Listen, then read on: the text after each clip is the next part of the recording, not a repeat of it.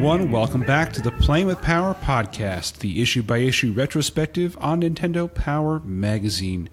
You're joining us at the halfway mark of this issue, which is issue 83 from April of 1996. We're picking it up at the Epic Center, which is on page 55. I am your host, Ben, and with me, as always, is my exciting co-host, Mike. Hey, everybody. All right, let's dig right into it here.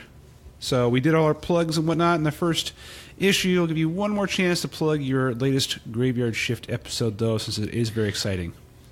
Oh, the Graveyard Shift had a wonderful guest, Lloyd Kaufman, the creator, director of Troma Films. You've seen them, The Toxic Avenger, Citizen Toxie, Troma's War, Poultrygeist, Night of the Chicken Dead. So many schlocky comedy movies, and we got to talk with the man behind them. He only promised us 20 minutes and stuck around for 2 hours, which was way more than any of us could hope for. But, it was a real honor that we were able to keep his attention. And he went on, and it was kind of like the verbal equivalent of a bull in a china shop, where, you tried to get him to answer something, and he does, but then he just doesn't stop. But you don't want to stop him because he's just so passionate and hilarious. It's like, okay, I'll let him tire out, and then I'll hit him with another question eventually. Well, congratulations again on that get. That is super. And I hope that, Thank you. Again, I hope that he doesn't go back and listen to the episode that John was on and then subsequently tell you he doesn't want to post his interview. Not that that's ever happened to us. Oh no! Everybody's proud to be a part Everyone loves having this podcast. Everyone who's somebody loves to have their name associated with the Playing with Power podcast. And then I'm also bringing back my old technology discussion podcast, where we talk about technology, science, breakthroughs, gizmos, developments, good news, positivity, and all these things discussed by two idiots, which is me and my the owner of the new owner of the network, Rich Reader, and that's Technobabble. But you find it on the Geek Fallout Productions Facebook page and in the iTunes and Stitcher. That's what it's labeled under, because we have a whole bunch of other podcasts in the back archive, but we've recently started airing Technobabble too. If you go there for the babble, you start there and you're good. It's complicated, but I said you give one plug, not two. Mr. throws in all of his stuff at once. Well, since you've done it, I may as well do it myself. So, if you want to find out more from me, I have my own podcast, this little solo project. It's a short-form podcast about music. It's called Repeat One. That's O-N-E. So it's repeat, and then the word one altogether. You can find it on iTunes, on Google Play Music, Stitcher, etc., etc. Facebook.com/repeat1podcast. And it's about music you can play on loop and the stories behind them. So I hope you check it out and enjoy it. All right. Enough of that. Let's dig into the issue at hand here. The Epic Center. They're giving us some news on the Lufia 2 that will be coming to the Super Nintendo soon.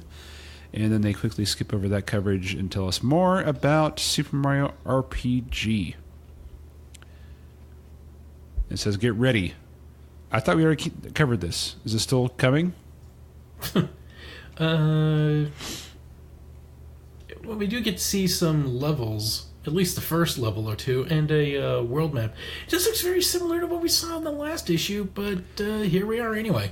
Yeah. And it's Super Mario RPG. You all know my history with this game, so we're going to save that. Yeah. What's the deal? Okay, so I haven't played this game, and I will when we actually get to actual coverage of it. So at least have a unique take, hopefully. On page 62, what's the deal with the Mario and this golden shining hammer? Okay, let me just get to 62. I don't. Well, the hammer is something that you eventually get as a weapon, because Mario's initial attacks are just jump and punch. So is this the fabled hammer from Donkey Kong? It looks like it. That one? Yeah. So when you equip this, I guess your punch attack becomes a hammer hit. The hammer is my penis. All right. So it says the epic continues, and they're going to go over it more again next month. So, huzzah! And then let's dig into the next game here. It's called Tactics Ogre. Oh, hold on. Are you just skipping over the Asian frog with a Fu Manchu? I guess we can cover him. Whose name is Frog Fuchsius. That's amazing. This game is... it's called an epic for a reason. This game is the first Mario RPG, which gave us Paper Mario and Mario and Luigi, like Bowser's Inside Story, the Superstar Saga, the Thousand Year Door. This is where it all began, and it was quite a beginning. Like, it was not like a weak entry. Well, like I said, I will check it out when we actually get to actual coverage of it instead of just these previews. All right. Tactics Ogre. Tell me about it. Well, I didn't get too much chance to play it, but from what I've seen, it's very much like Final Fantasy Tactics. You're on a grid. There's like levels, like raised levels. Like you can be like on the... well, I don't mean levels like different areas. I mean platforms, like ledges. Yeah, platforms and ledges you can climb up to gain like an upper advantage, like if you're an archer. And you can select a group of people that will fight. You move along a grid 1 square at a time with a range depending on your character. Like if you're like a heavy character, you can only move like 2 or 3 squares. And if you're a lighter character, then you can move around to like seven different squares all around. And you can either attack with your sword, which means you can only attack the one thing in front of you that is directly in front of you, or if you're a ranged fighter like a mage or an archer, you can stand behind a fighter and hit the enemy in front of that guy. So they make great support, but you get up close to them and that advantage becomes a weakness. And it describes here that the game is set in after the war in Zenobia, where in a distant land where 3 realms are divided. Denim, the hero of the game, tries to unify the 3 lands. Helping him are his sister Katya, a childhood friend Vance, a winged man named Canopus, and Warren, a wizard who you may recall from Ogre Battle. So I guess this is a sequel. And you get 4 gods: water, earth, fire, water, wind, and earth, presiding over the destinies. One of these gods will be your protector, aiding your magic and hindering your foes in battle. You must also contend with the goddess of light and darkness. A character's alignment will determine their fate in upcoming battles. So it's like one of these weird stats where you'll be better against some enemies and weaker against others. And it's got quite a learning curve. It says here that the game seems slow. Battles may take half an hour or more to complete, but each battle is a strategic game within itself. So if you like Final Fantasy Tactics, try this game because it looks very rich, interesting, excellent graphics, and good play control. It's definitely a game I would like to spend more time with. And we did a little bit of research prior to this. So it was never released for Super Nintendo in the U.S. So if you can find a fan translation of it, which has some interesting takes on it. Like, what was the language they had in there? Well, I named my character Fuck because, I just thought that was interesting. But then it surprised me by having the guy say, "Fuck, we can't we can't handle this shit." And I'm like, wait a second, I only put in one curse word. Where's this other one coming from? And then one of the guys is just like the lady that you're with, she's being nice to these mercenaries, and the potty mouth asshole, he doesn't get it. So she's like, "Look, I'm just being nice that they'll help us. You're taking advantage of people, you bitch." And I'm like, whoa, this is a Super Nintendo game. Yeah. And it turns out in Japan, they don't give a fuck. Yeah. Did you see what Nintendo named their character? In the screenshot here? Mario. Yep, they can guess it. So this game did come out for the United States on the PlayStation in '98, and then the remastered version came out in 2011 in North America for PlayStation Portable.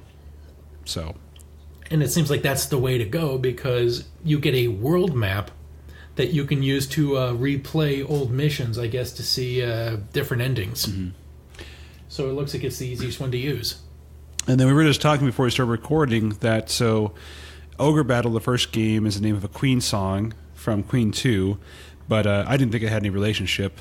Well, now we've confirmed that the titles of these are, in fact, referencing Queen songs in some way because the subtitle Tactics Ogre is something called Let Us Cling Together. And Mike, where's that from? That's from Leo Trattoria from Queen at the Races. Day at the Races, yep. So clearly Quest, the creators of these games, are fans of Queen. Well, the first game is officially titled March of the Black Queen, mm-hmm. which was another Queen 2 song. Yeah, that's true. So clearly fans there. All right, so let's move on to the next game here. We've got some FAQs and strategy questions about Sid Meier's Civilization. Did you get a chance to check this out? Barely. I got to move around a couple squares, build a soldier, and then that's when you called me to play this game. to do the show. Nice. Okay. But you did get to see what I named my town. Shitburg? and my leader was Queef Elizabeth. Queef Elizabeth. Lovely. I find a way to have fun with these games. Yes, can tell. Okay. All right, so let's move on to class information here. It's got some interesting ones here. So Diddy's Conquest, you got some cheat modes. Let's see here. What does it let you do? Removes all the Donkey Kong barrels in the game. Music test option.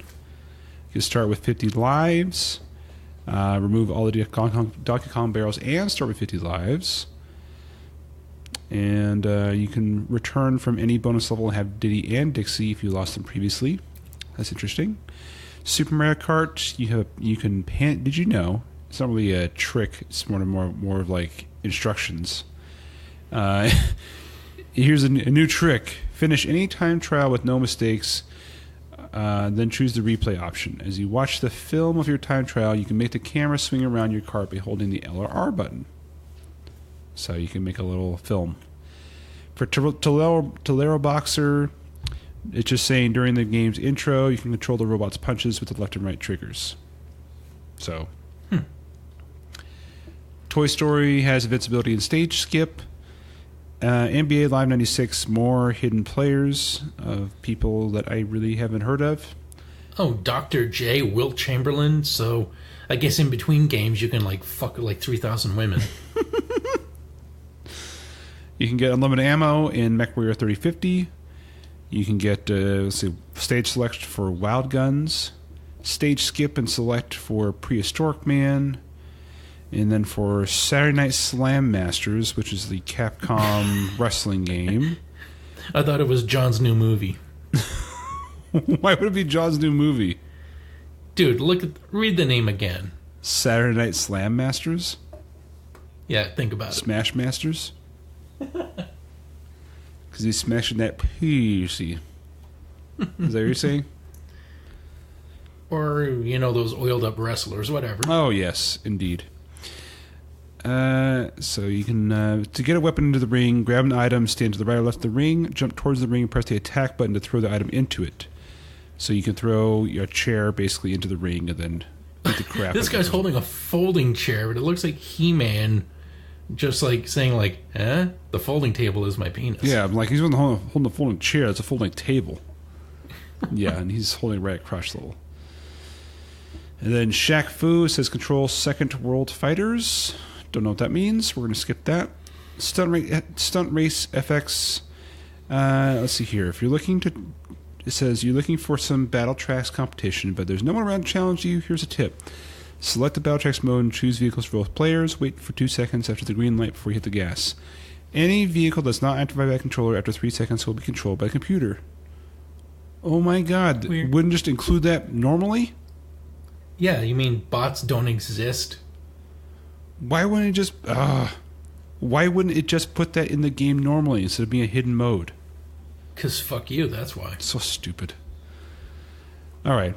For Alien 3 is a whole bunch of codes. Make you invincible, take no damage. I don't know what the difference there is. Unlimited ammo, and then options to combine all of the other above. I guess invincible means like you can like register hits, but your health won't go down. No damage means that they just clip right past you. Oh no, it says that at the bottom. In invincible mode, the aliens won't bug you. In fact, they pass right through you. With the no damage option, you'll get hit, but your life meter won't go down. Oh, so it's more like invisible. Is the first one invisible to bad guys? Yeah, one is like ghost mode. The other's ghost mode. Yeah, that's right. Looney Tunes B-Ball. It says you can morph for an extended amount of time, and then you can get even more continues in Arrow the Acrobat. And then they have a whole crap ton of passwords here for a bunch of games, like Castlevania Dracula X, Sink or Swim, Star Trek, Starfleet Academy, Urban Strike, Adventures of Batman and Robin, Mega Man X3, Frantic Flea, Bust-A-Move, War 2410, Alien 3, Spider-Man and Venom, Separation Anxiety, Mega Man 7, Scooby-Doo, Mutant Chronicles, Doom Troopers, Phantom 2040, and Boogerman. They're all pretty much level select codes, so nothing too exciting there, but if you want to do that, you can. Alright, and then on to the next game, which is Pocahontas for Game Boy. So, I did not play this game, but I did watch a video about someone playing it, and it was pretty funny. If you look up CGR Pocahontas Game Boy review on YouTube, you'll find it. It's something Game Room. I can't remember what it stands for. But the guy had a video of the actual game cartridge sitting on the edge of a toilet, while the music theme song from the game is playing, and he changed all the lyrics to the song, and he's singing to it about how terrible the game is. So, in the game, can you shit with all the colors of the Game Boy? Yeah. I highly recommend watching that video and not playing this game. So the game is, it's a platformer. It's a shitty platformer where you play as Pocahontas. And you can change to control a raccoon instead, which helps get you past certain puzzle areas. But play control is awful. And if you fall down anything, Pocahontas just falls straight down. You can't like maneuver left or right to fall on, say, a different branch of a giant tree that you have to climb up for no reason. And doesn't really have anything to do with the movie, aside from looking like Pocahontas. And apparently the raccoon can't swim. And that's pretty much it. The only thing good graphic about the game is Pocahontas' hair is pretty well animated. But aside from that, not a whole lot of definition to it. It looks pretty plain. And I would avoid it. So, well, EGM gave the Genesis version 7 out of 10. Well, this is the Game Boy version we're talking about here. Yeah, nobody mentioned the Game Boy version at all, so it didn't even rate. Like I said, go check out that CGR video on YouTube. Oh, it says that there was a Super Nintendo version, but it was canceled due to development being too far behind to coincide with the Mega Drive Genesis release. Shocking. What could have been, we were denied. Mm-hmm. All right, and then next up is the Game Boy port for College Slam, which was the NBA Jam knockoff, made by the same company, Acclaim. And it is exactly like NBA Jam on the Game Boy.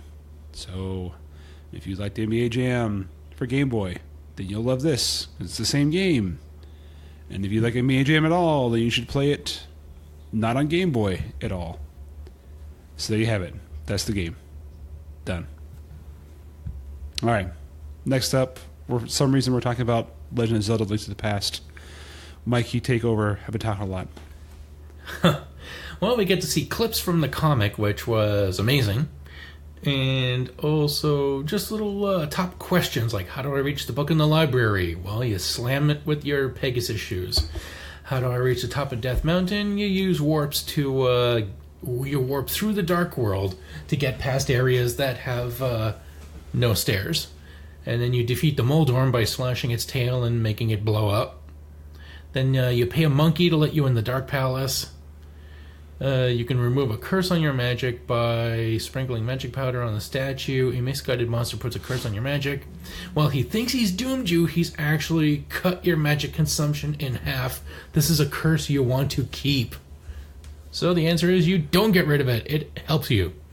And then there's a gossip shop and a place where you can find the 4 bottles, which is great if you really want to stack up on those bottles and get, get potions, fairies. Get those fairies, son. All about them fairies. Yes. And then you talk about freeing the prisoner of blind, which turns out to actually be blind. Spoiler alert, 25 years later. And it says, how many enemies can you defeat with the Ice Rod? The Ice Rod can freeze minor enemies, but did you know some major enemies are vulnerable? You can obtain the Ice Rod before you win the first pendant, but you won't have enough power to defeat a major enemy until you carry 3 magic bottles full of potion. And, it doesn't actually say... a hardy adventurer might be able to smite 4 guardians, but it doesn't say what that is. So, you know what? For a tell-all section, you're really not telling all.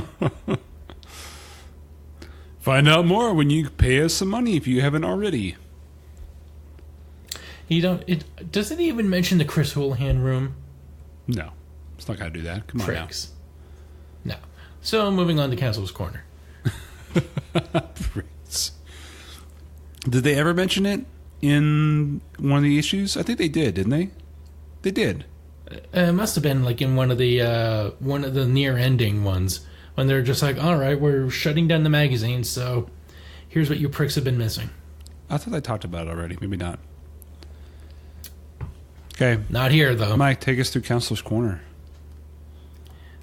We've got this lady who looks like she's got like, I don't know, she looks like some old, like, Venice boardwalk gypsy. But her name is Surex. Meow. And she's telling us how to execute animalities and defeat Motaro in Mortal Kombat 3. And then we got a guy who looks like Skeet Ulrich telling us, and his name is Sean Bloom, and he's telling us in Breath of Fire 2, where do we find Blue? And where are the Water and Earth shamans? And which characters make the best party? Which is helpful because this game's got like 16 different combinations, but only like 4 or 5 are good. And the rest are poop. Is it a house party? And then, what kind of house party is it? It's I guess it's like an S Club party because that party don't stop. Okay. And then Sherry Brown is telling us in Secret of the Stars, how do you find the gold nail? Well, make sure Dan has joined your party, and then you can search a construction site and find it. Then you defeat a pair of fighters called Bingo and Leech. And then it asks you, where's a good place to build levels? And this is a nice little answer. It tells you where to do the most grinding when you're at low levels and at high levels. So, good job. And then James... I'll tell you where you do the most grinding. It's at your mother's house. So James Vanderbeek is telling us how to defeat the genie in Link's Awakening, as well as the slime eel. And the trick is stun him with the hook shot, and then I guess you have to pull him from the wall, and then you can slash his throat. Mm-hmm. Boy, Link is a savage fucker. Yep. I love these questions for Booger Man. It says, what are the plungers for? If you collect 30 plungers in a level, you receive an extra Booger Man. What are the pimples for? They're good for scoring bonus points and ruining your chances for a date. Where is Booger Man's life meter? He doesn't have one. If his cape is red, he's at full strength. If the cape is yellow, he's one hit away from being toast. All right, now playing. I'll start us off with College Slam for the Game Boy. Come on and slam. College Slam for Game Boy makes it to the Final Four in its class. Good speed, real logos, and schools. Fun options including CPU, speed control, and clone strategies. Passwords. However, no two-player option. No Super Game Boy enhancements. Doom. Doom the way it was meant to be played. No. It says good excitement factor, good graphics, and no online delay. Wait, was the first Doom online? What this is did it mean? No, this is interesting. So they're like re-reviewing Doom, which says requirements X-band modem. So they're reviewing Doom if you use the X-band modem. This is weird. Huh? Did Doom have like a multiplayer? It's compatible with that X-band modem, so you can play people from around the country. Did the computer Doom have multiplayer? I don't know. Well, it says good excitement factor, good graphics, and no online delay. It looks pretty good for a Super Nintendo game, actually. I thought that there was a shitty Doom version. Or was there a Doom no, there wasn't a Doom for the NES. No, there was not.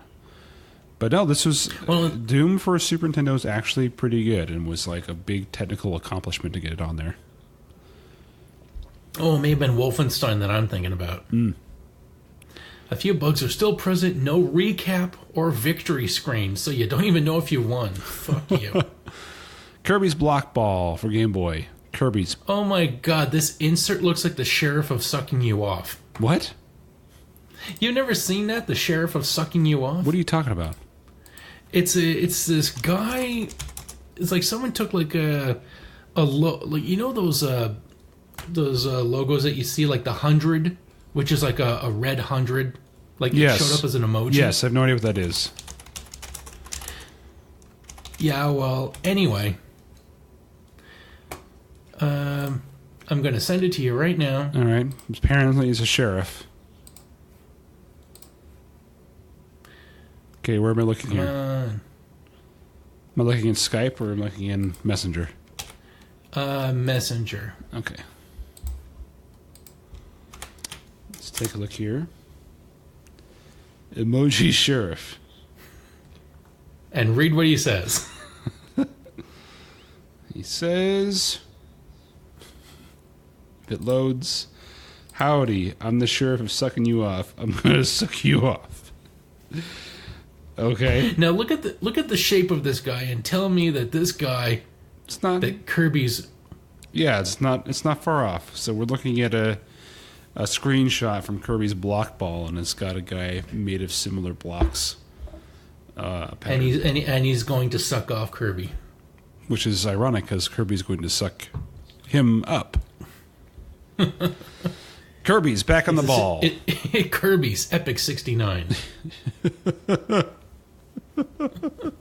Kirby's Blow Bang Party.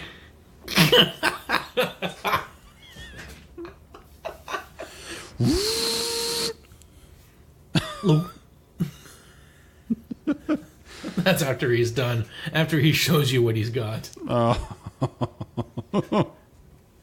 Lovely. Great fun with plenty of stages and bonus areas. And they said, where did all that memory go? Which is a odd statement to make. Legend of Zelda: Link to the Past. Why the fuck? But Nintendo brings back one of the best adventure games ever for the Super NES. Well, it's worth it, though. Why doing it? Great gameplay, excellent graphics and sound, great price. The negative is you'll want even more. So this is basically an advertisement that's slapped in here. They're even telling you that the price is a low $34.99. Yeah, I guess Ivan and I noticed this in the last one. They were talking about people don't have to worry about the Zelda shortage. So it seems like at this time, they ran out, and demand was going through the roof, and they're just like, we don't have them. So there must have been a chip shortage. Interesting. All right. Mark Davis is the fishing master. Natsume hooks up with the best ass man in the country, Mark Davis. Nice and simple, you don't have to wait hours for a strike. No unrealistic fishy views. However, the fish don't fight back. Lots of challenge and variety. And Pocahontas steps out of the Disney film and onto a Super Game Boy pack from Black Pearl. Good animation, good themes, however, play control challenged. Difficult to tell foregrounds from backgrounds. That's kind of key. Okay. Yeah, that's in a platformer. It really should be clear what's solid ground. You shouldn't have to rely on days of failed experience. Mm-hmm. Power Pigs of the Dark Age. Pigs do fly in this farcical fairy tale from Titus. Fun and fairly challenging. Good theme, cool moves. However, passwords are few and far between. Hit detection is poor, and some jumps are nearly impossible. Is he swimming? I believe so, with a sword sticking out of his ass. And a shit-eating grin on his face. Maybe he's using the sword as like a propeller. A butt plug slash tail fin. Butt plug slash tail fin, yes.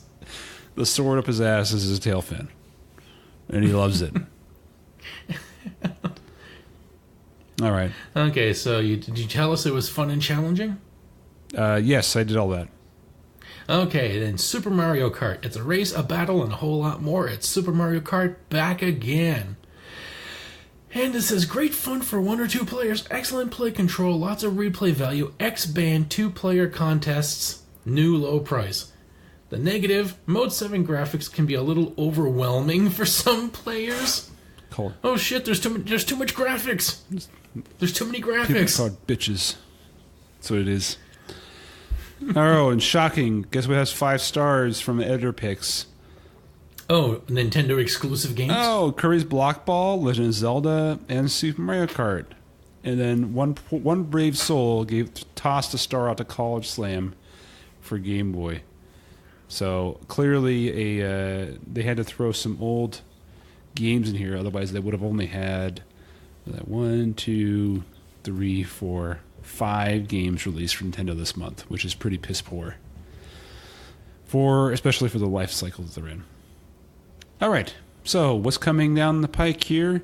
From Packwatch, we have Ken Griffey Jr.'s Winning Run, Kirby's Super Deluxe, which is a multi-game format in Japan. Interesting. 5 adventure games and 3 specialty games. Okay. And then we have something called Dragon. What's that? Yeah, so it's a Kirby sampler platter. I have no idea. It must be. So it's like WarioWare with Kirby. Yeah. Okay. Dragon Hopper for Virtual Boy. I don't know if this was actually released. It's made by Nintendo, so was this like an RPG? Let's see here. It's being called Dragon Leaps to High Platforms. I'm googling this. All right, I'll move on. Ultimate Mortal Kombat 3. Right, because we had Street Fighter 2, Street Fighter 2 Turbo, Street Fighter 2 Alpha, then Mortal Kombat 3, and now Ultimate Mortal Kombat 3. Because you can't just say 4, because then people might expect a little too much originality. So it was canceled and not released. And, so they're basically talking about the Nintendo Power preview. Huh. And then Tetris Attack. But I think you can find the ROM, though, online for the demo. Woo! And Bound High, which, again, looks like it's featuring the disembodied head of Clank. I hope they got canceled. That's awful. Then Olympic Summer Games. Oh, that has an isometric perspective for running? Oh, and don't forget the first-person view for archery. Oh, that's weird. That's awkward looking. Interesting. That looks like out of this world graphics. Yes. And it's for the Super Nintendo, so they're really pushing this thing to the limits, but not in a way that looks great. It's from Black Pearl, creators of Pocahontas for Game Boy. And they're also coming out with the Game Boy version for the same game. And then they have a game called Mohawk and Headphone Jack from THQ, which I believe was released.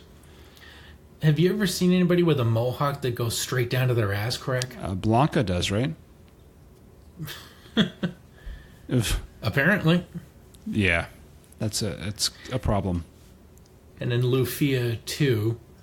I liked Lufia. It was like good graphics, good play control, nice music, a fun time. And this is the sequel to it, which was actually this is the prequel to it, because it takes place in the first Legend of Lufia, which strangely enough, the first Lufia, you get to play like the ending of this game, which wasn't even made yet, and then you're the descendants of the characters. So now you get to play the ancestors. Nice. They have another Bassmasters game coming out. It's been called The Brainies. They have That's Brainlock. Brainlock. Why does it say The Brainies under it? Because it's brain related. It says the game called The Brainies. Brainlock is just like the title of the paragraph. Yeah, that's what they called it. Right. They're announcing they're coming out with the Player's Choice series of games, which is going to be re-releasing older games that are popular for a little bit less money. They talk about an ice hockey game coming out for Super NES, and then they briefly describe the Mission Impossible game for the N64 coming out. So, let's move on to the Player's Bowl contest. Third prize, you can win a Nintendo Power t-shirt, which is a new design. And it looks like it has Diddy and Donkey on the front of that. Oh, yeah.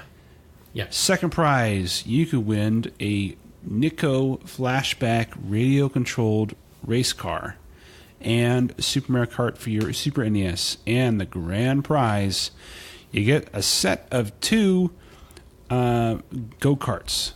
A pair of real-life go-karts complete with safety cages and custom helmets, Super Mario Kart for your Super NES, and 10 pounds of bananas.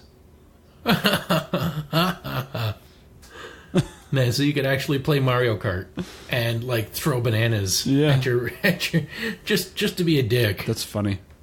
Yeah, that's pretty cool. And it has all like Can you imagine going to a go-kart track and they're like, okay, so which one of these would you like? Oh, none of that for me. I brought my own. I brought my own rig. Yeah.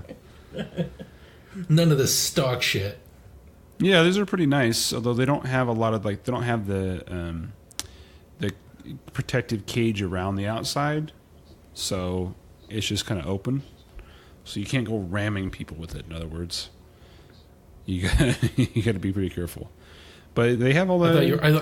I thought you were going to devolve back into Sean Connery for a second. Wow, that was speaking of wide open and ready to ram. Speaking of wide open and ready to ram, I hear the mother's got a leg spread the next door. Okay, and then coming next issue, they're talking about Ken Griffey Jr.'s winning run, the making of Doom N64, and then they have previews for E3, and finally we'll get to the Power Award results, and we'll attempt to bring back Ivan and Dylan for that piece. So that's going to be next issue. And then they're telling us that about some gear you can get through the Super Power Supplies catalog, which is all Ken Griffey Jr. stuff, including a bat, pogs and slammers, jersey, and a hat. So there you have it. Another issue in the bag. Thanks everyone for tuning in. Of course, you want to find out more about us, you can find us on our Facebook page, facebook.com/playingwithpowerpodcast. All of our old episodes and links to our other stuff is on our website, playingwithpowerpodcast.com. Mike, do you have anything to add? Check out the Graveyard Shift and Technobabble, yay! And this was a good issue. Wish I had more time with these games. Maybe when we run out of issues, we can just do a rewind And instead of talking about the magazine, we can just talk about the games featured in each magazine. Maybe. I kind of like this. We have to keep this going. Do we? All right. Stay tuned and find out. All right. I do. It defines me. Thanks, everyone, for listening. I'm Ben. I'm desperate. And now you're playing with desperation.